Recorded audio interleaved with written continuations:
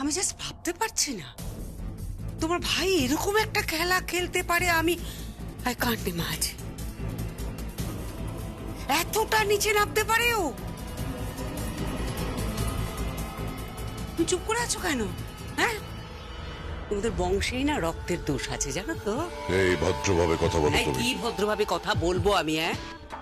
তোমার ছোট ভাইয়ের সঙ্গে একটা মেয়ের সম্পর্ক আছে। তোমার মেজো ভাই একটা বিয়ে করেছিল, তারপর আবার একটা বিয়ে করেছে। ওর তো জেল হওয়া উচিত। আর তুমি একেবারে বউয়ের সামনে বসে স্বামী স্ত্রীর নাটক করছো। নাটক। এই বেশি বেশি বাজে কথা বলো না, একদম আজে বাজে কথা বলবে না। আমি একটাও আজে বাজে কথা বলিনি। আমি বলছি সঞ্জয়ের জেল হবে, ওর জেল হতেই হবে। তুমি একবার সর্বজয়া চৌধুরীকে উঠতে দাও, ওর জেল হওয়া আটকায় কে আমি একবার দেখবো। সর্বজয়া চৌধুরীকে উঠতে দেওয়া হবে তো?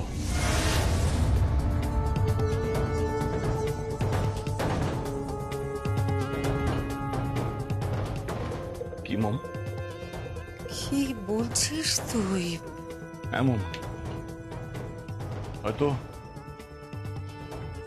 মেরে ফেলা হবে। কে মেরে ফেলবে? জানি না, কিন্তু তোমরা কি শুনেছো যে কাকিন্সের এই ঘটনাটা পুলিশ কেস হয়েছে? আর পুলিশের কাছে পুরো ঘটনাটা কি দাঁড়িয়েছে জানো? কি দাঁড়িয়েছে?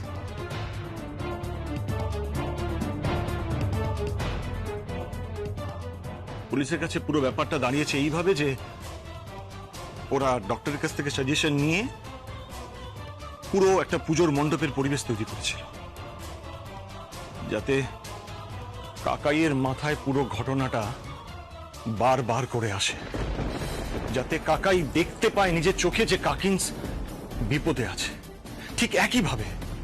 ঠিক একইভাবে গতবার পুজোর সময় কাকাই যখন কাকিন্সকে বিপদ থেকে উদ্ধার করতে গিয়ে নিজে বিপদে পড়েছিল, ঠিক একই রকম ভাবে এবারেও কাকিন্সের মাথায় ঝাড় ফেলার একটা প্ল্যান হয়েছিল।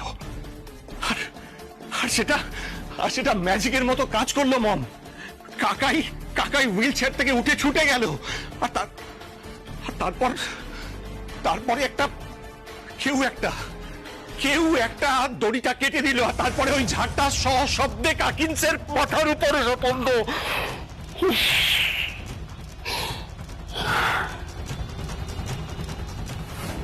কাকিন্স এখন হাসপাতালে। আমি তোমাদেরকে বলছি this is a clear case of murder mom. কি বলছিস তুই রাজীব? আমার মাথায় কিচ্ছু ঢুকছে না। মম, আমি তোমাকে বলছি বাড়ির মধ্যে একটা বড় সড়ো গেম খেলা হচ্ছে, তুমি আমার কথাটা মিলিয়ে নিও। দাঁড়া।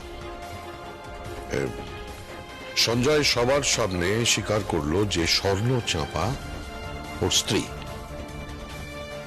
কিন্তু স্বর্ণ চাঁপার সঙ্গে সিঙ্গাপুরে আমি আসছি। এই শোনো, দাঁড়াও। কোথায় যাচ্ছ? আমি আসছি।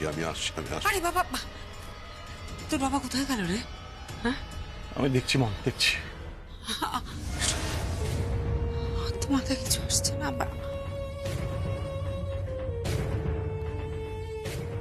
আমি তোমাদেরকে বলছি this is a clear case of murder mom. কি বলছিস তুই রাজীব? আমার মাথায় কিচ্ছু ঢুকছে না। মম, আমি তোমাকে বলছি বাড়ির মধ্যে একটা বড় সড়ো গেম খেলা হচ্ছে, তুমি আমার কথাটা মিলিয়ে নিও।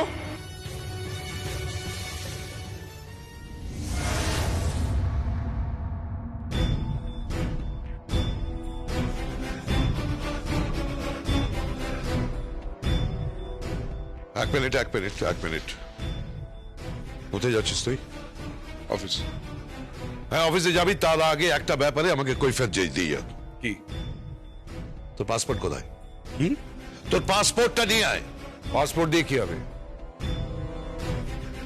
তুই যেদিন সিঙ্গাপুরে গেছিলি সেদিন একই ফ্লাইটে ওই স্বর্ণচাপা কর্মকারও সওয়ারি ছিলেন। তার মানে তার মানে ওই মহিলার সঙ্গে তোর আগে থেকে যোগাযোগ ছিল? চি চি চি চি চি চি চি। তুই ওই মহিলার সঙ্গে সিঙ্গাপুরে গেছিলি? বাড়িতে নিজের স্ত্রী থাকা সত্ত্বেও একজন বাইরের মহিলার সঙ্গে সম্পর্ক রাখতে তোর লজ্জা করে না? কি হলো? চুপ করে আছো কেন? কথাটা কানে যাচ্ছে না তোমার? রাজীব, লিগালি আমি এখনো এই বাড়ির মালিক, তাই গলা তুলে আমার সঙ্গে চিৎকার করলে গলা ধাক্কা দিয়ে বাড়ি থেকে বের করব। কাকাই, একদম তাই। তুমি আমার পুত্রবৎ, আমি তোমাকে স্নেহ করি, কিন্তু অসভ্যতা করছো তুমি, খুব অসভ্যতা করছো। তুমি যেটা করছো সেটা অসভ্যতা নয়। আমি যেটা করছি সেটা নিয়ে তোমাদের মাথা না ঘামালেও চলবে। কাকাই, খেয়ে বেরোবে না?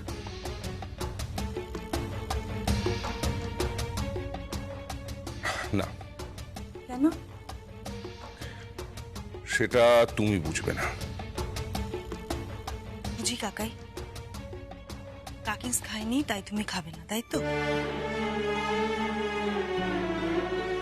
হ্যাঁ, তুমি যখন ভালোবাসো কাকাই, তুমি স্বর্ণচাপা কর্মকারকে কেন বিয়ে করলে? আর যদি স্বর্ণচাপা কর্মকারকেই বিয়ে করলে তাহলে কাকিন্সকে কেন বিয়ে করলে? তুমি আর কাকিন্স তো ভালোবেসে বিয়ে করেছিলে।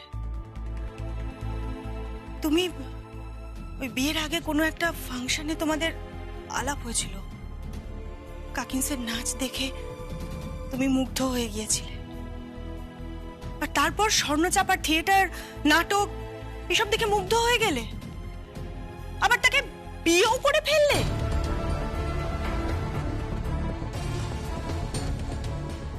এই কাকাইকে আমি চিনি না।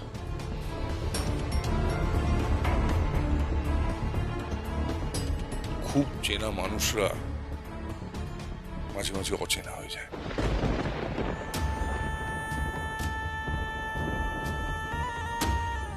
আসি।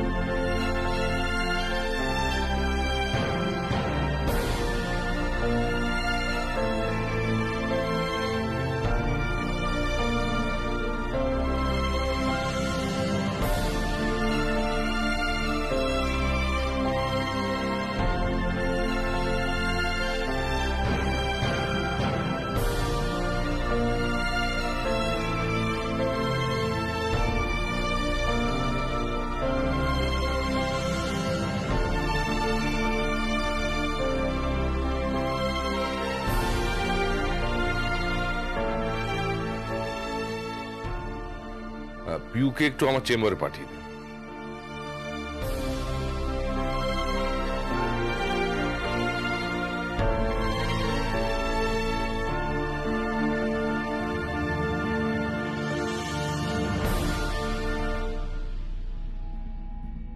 Sir, good morning. Welcome back, sir. Thank you. আচ্ছা, আমি যতদিন অসুস্থ ছিলাম অফিসে আসিনি, যা যা হয়েছে আমাকে বলো। Yes, sir. কিচ্ছু লুকোবে না। Sure, sir. Sir,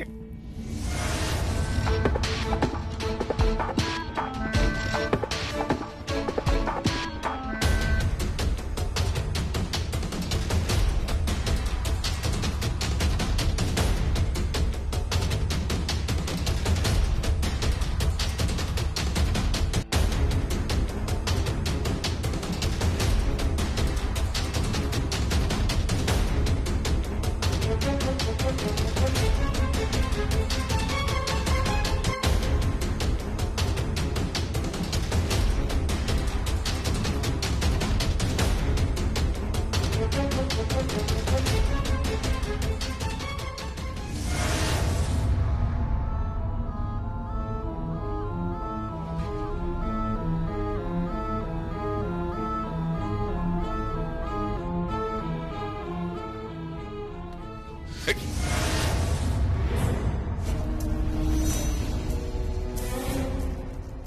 কি জিশান, তুমি এখানে? হ্যাঁ আমি না মানে তুমি এখানে কি করছো? আপনাকে আপনাকে একটা কথা বলা হয়নি। কি? আমি আমি সারাকে বিয়ে করেছি।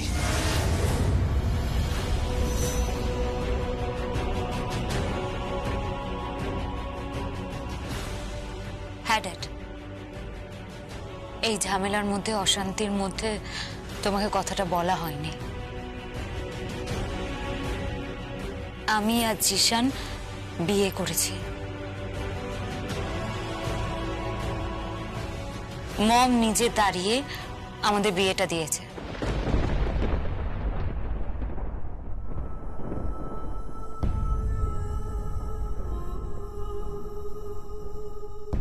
কি ব্যাপার পিউ, তুমি তো এই ঘটনাটা আমাকে বলনি। আসলে স্যার আমি ভেবেছিলাম আপনি জানেন।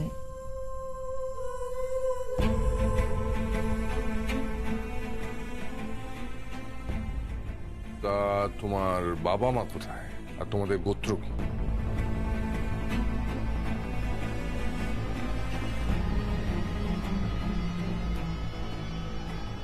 আমি সারাকে ভালোবাসি।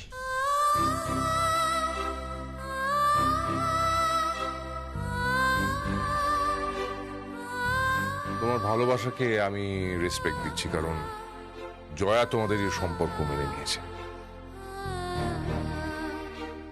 কিন্তু তোমার পরিবার। আমি অনাথ।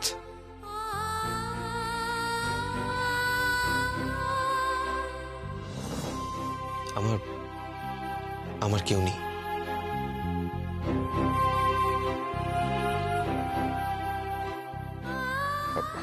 ঠিক আছে ঠিক আছে, হঠাৎ প্রণাম করছো কেন? এখন আপনি আমার বাবা। আপনি আমার স্যার,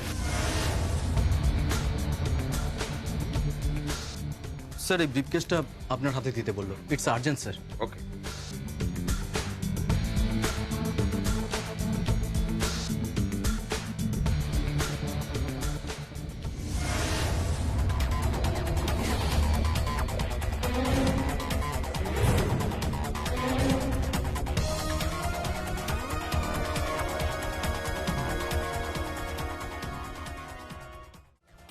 কি এত টাকা?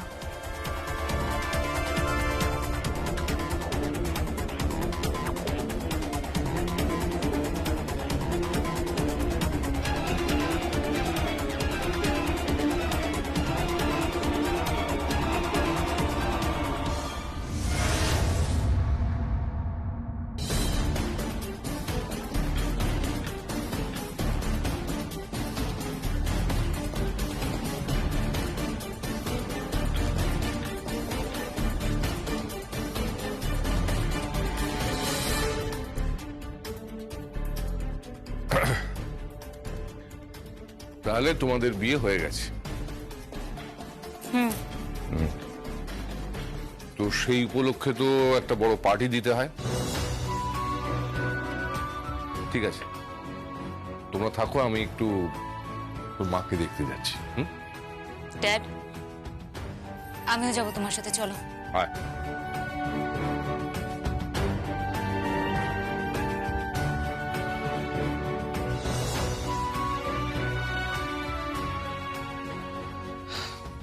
আপনি এখন আসতে পারেন। ওকে জিশান। জিশান নয়, স্যার। Okay sir.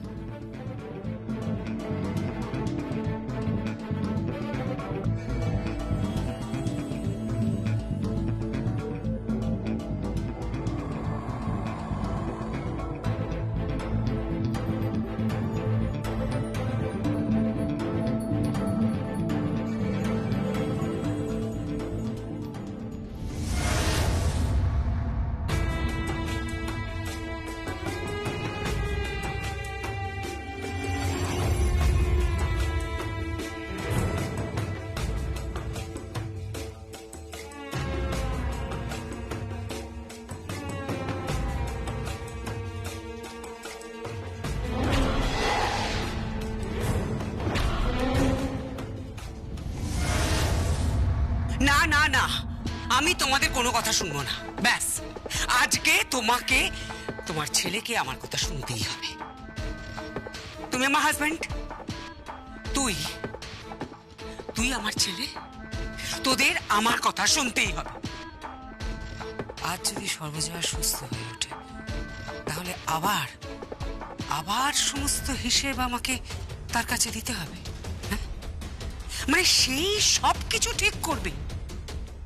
বাড়িতে কি কি হবে, এমনকি কি মাছ হবে, কি চিকেন হবে, কি ভেজিটেবল হবে, সমস্ত সমস্ত কিছু ওই ঠিক করবে, সমস্ত ডিসিশন ওই নেবে। সেটা আমি মানতে পারবো না,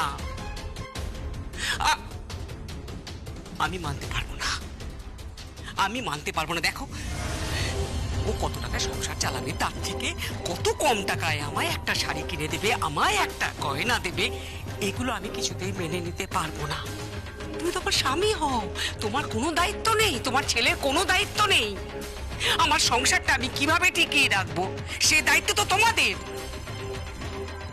রাজীব,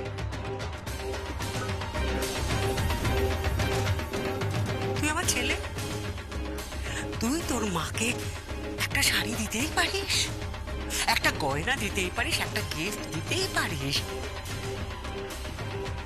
না না না না, তার জন্য তোকে কেন তোর কাকাই কাকিন্সের কাছে হাত পাততে হবে, তুই আমাকে বল। তো কার কাছে হাত পাতবে? আর কার কাছে হাত পাতবে বলুন? স্বর্ণচাপার কাছে? এই বৌমা, তুমি আজকাল বড্ড বেশি পিঞ্চ করে কথা বলছো। তো আর কি করব? আর তো কিছু করার নেই। আমি তো এরকম ছিলাম না, কিন্তু আপনাদের যত দেখছি আমি অবাক হয়ে যাচ্ছি। যে মানুষটা আপনাদের এত কেয়ার করে, আপনারা সারাক্ষণ তার ব্যাপারে এত উষ্মা কেন প্রকাশ করেন আমি বুঝতে পারি না। না না, আমরাও তো বুঝতে পারি না তুমি কেন উষ্মা প্রকাশ করো না। তোমার স্বামী তো একটা স্পাইনলেস। হ্যাঁ, সে তার কাকাই কাকিন্সের কোম্পানিতে চাকরি করে হাত পেতে টাকা নেয়, কিন্তু সেই টাকা সে খরচা করতে পারে না।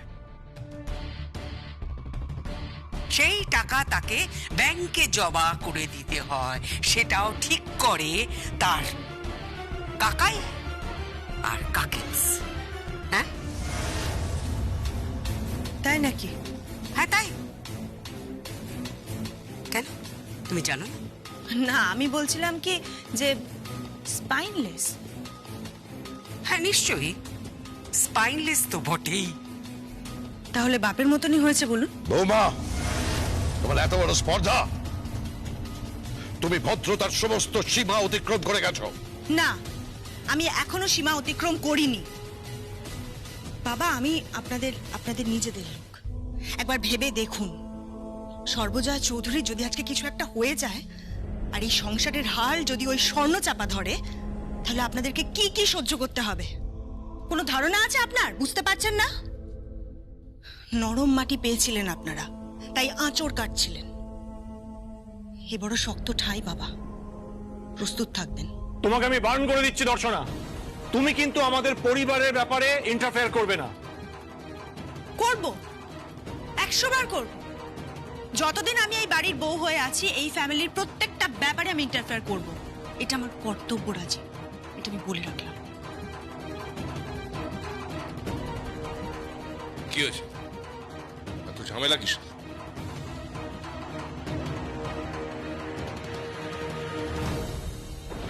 উত্তর না দিয়ে চলে যাচ্ছ যে? যেদিন থেকে তুমি স্বীকার করেছো যে ওই স্বর্ণচাপা কর্মকার তোমার বউ, সেদিন থেকে আমাকে সমস্ত প্রশ্ন করার আর তার উত্তর পাওয়ার অধিকার তুমি হারিয়েছো কাকা।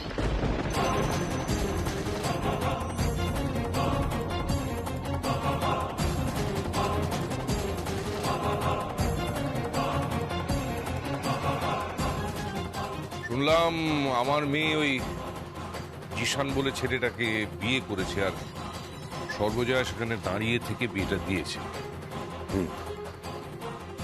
আমাকে কেউ জানায়নি কেন? কে কি বলবে তোমার মেয়ে বস্তির ছেলের সঙ্গে প্রেম করে বেড়াবে তো কে কি বলবে? তোমার বউয়ের আবার সাপোর্ট ছিল এতে, কিন্তু অবশ্য যা স্ট্যান্ডার্ড তাতে তো এরকমই হবে।